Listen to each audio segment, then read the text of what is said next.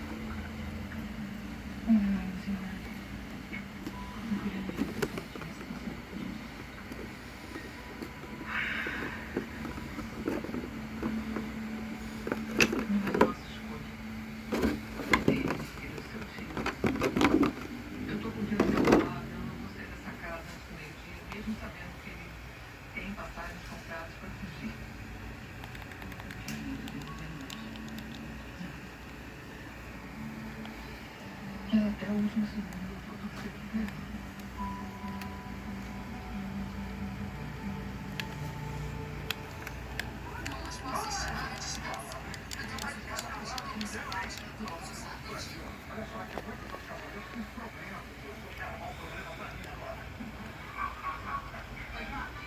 E aí? Vai buscar a cervejinha pra mim, por favor, Carlinha.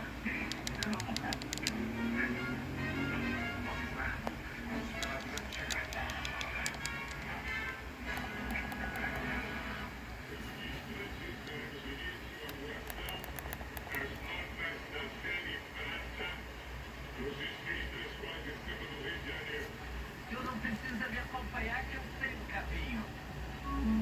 Beleza.